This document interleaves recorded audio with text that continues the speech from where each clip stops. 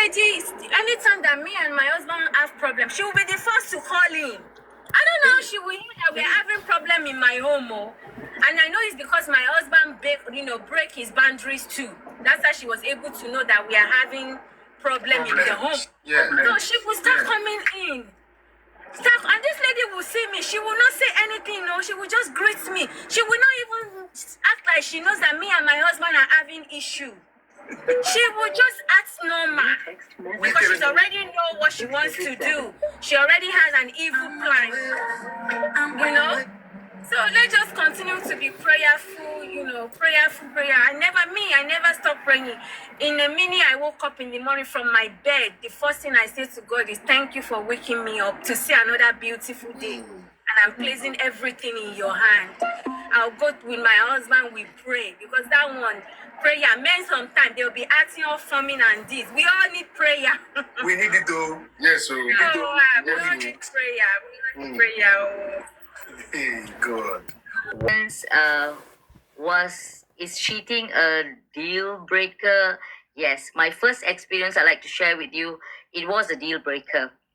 I was young at the time, engaged to be married, and I was working about 200 kilometers from where my fiance was, right? And I had been to his workplace, and he had introduced me to his colleagues as his fiance, and we were about to be married. Now, he lived in a house. I mean, it was a quarters provided by the hospital where he worked at, right? And it was a male quarters. He was sharing it with another male doctor, and finally the doctor got transferred. So he was living alone. So now, out of all the other colleagues, there were only 8 of them. 2 of them were married female doctors with their families, and the rest were all single women. So I had gone for a course nearby where he was working, and I got to know the rest of his colleagues because we all attended the same course. So about 3 months after the course, I was trying to call him, but I couldn't get him on the phone. So what I did, because I was friends with his colleagues, I had their numbers. So I called this girl, her name was Melanie, and she said, "Oh my goodness, are you all still together?" I'm like, yeah, as far as I know, we're still engaged, right? He said, "Oh, but he's gone around telling everyone there that we have broken up, and he was going out with another person there, another colleague of his. You see, and all the while, he's been talking to me every day, and at the same time doing this." So for me, it was unbelievable. I completely trusted. I was 27, 28 at the time, and I completely trusted him because it was an 8-year relationship. Wow. Right? And wow, it was 8 years, right? And so when I spoke to Melanie, it was 10 p.m. at night, right? And she said, look, you've got to see this with your own eyes. So I absolutely agreed. Yes, I've got to see this with my own eyes. So what I did, I took a 4-hour drive in the middle of the night. I reached his workplace. It was a hospital, and the quarters, the house where he stayed. And fortunately for me, I had a set of keys to that house, right? And so we walked in, myself, Melanie, and another female colleague and of his, and we walked in, and you see the room. When I entered the house, I saw that all my things were dumped in a corner, right, at the house. And when I actually opened the room door, which was unlocked, I actually saw with my eyes, right? So I thank God, because I would never have believed hadn't I seen it with my own eyes. And the first thing the woman did was, she knows me as well, and she knows I'm his fiance. She runs and locks herself up in the toilet. And I couldn't. You saw them. You saw them. You caught them in the room. Yeah. That's right. You see that. I mean, at that time, I was stunned, but I still kept my cool. And she ran into the toilet, And there he was trying to tell me that it was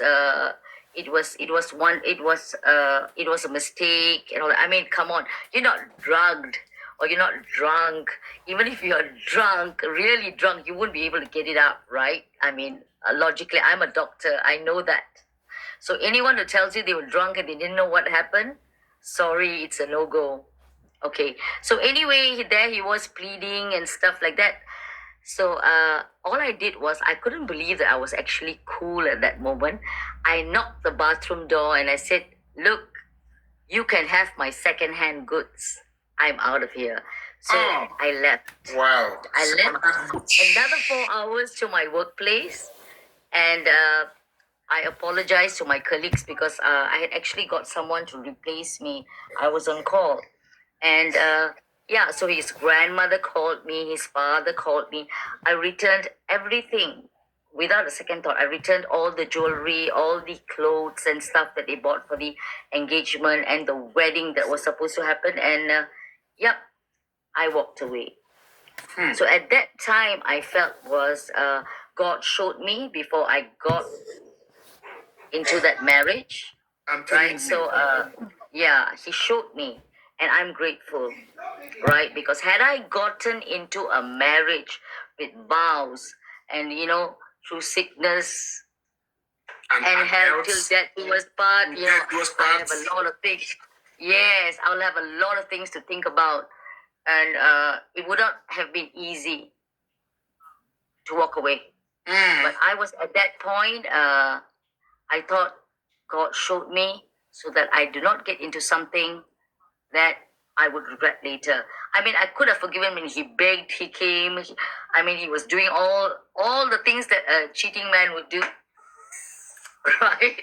Which is beg, send flowers, send gifts, and all that. And I returned every single one of it because I told him, look, I will not lick what I have spat out. Wow. What? It was not an easy decision. I was breaking inside, but I had to put out that front. Because, if I had forgiven him once, he would have taken it as a sign of weakness on my part and do it again. Because after 8 years, if someone can do it, they can always do it again. Because you know what? The one sorry and you just take them back, they would step all over you. So at the end of the day, if you are not in a marriage but in a relationship, you have the right to walk away, especially if you can stand on your own 2 feet, especially when there are no children involved. Now coming back, I've been married for 21 years. I have 4 kids, right? Wow. Yeah, because of work. All right, because of work, I have been away. We have lived apart, I think, for the last 9 years.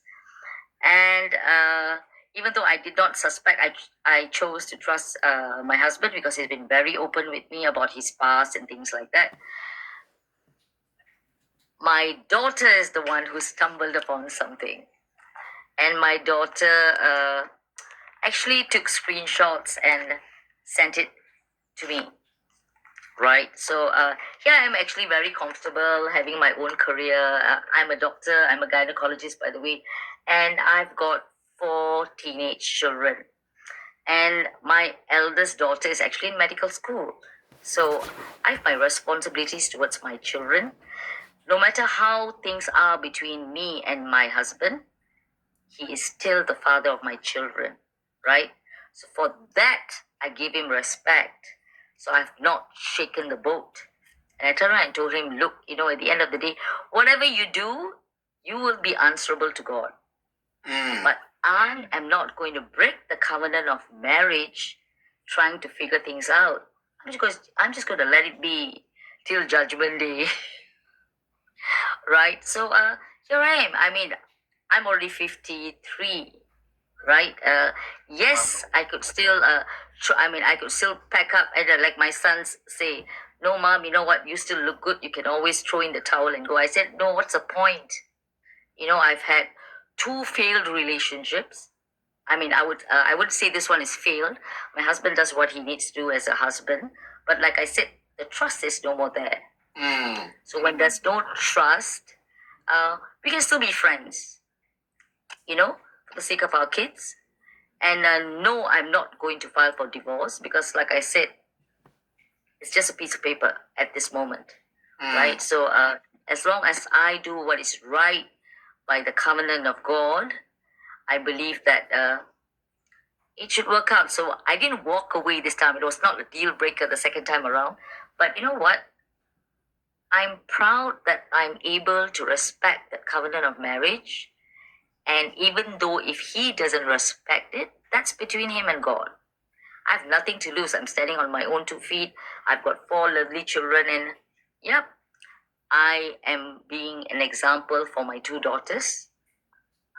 That never depend on a man. Stand on your own 2 feet.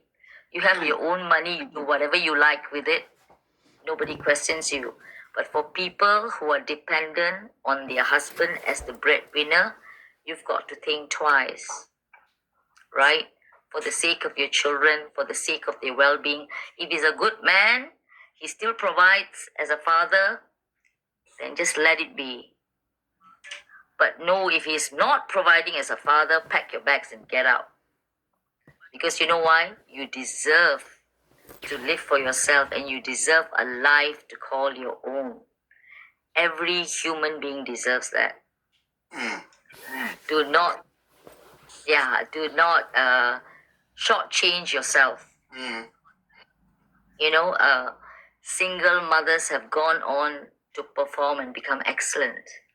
But if you still think that the man is a good father, stay. All right?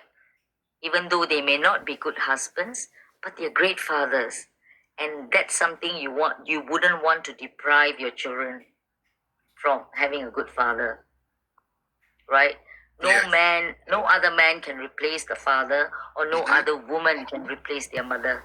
So that's for all of you brothers and sisters. Before you replace your spouses, think of how they are to your kids before you make that decision. Yeah, so that's what I like to share. Wow. Because of God, right? I will not do anything to make him angry with me.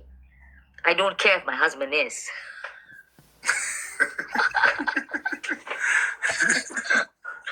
Right? That is my big goal. Yeah, life is too short. Wow. Thank you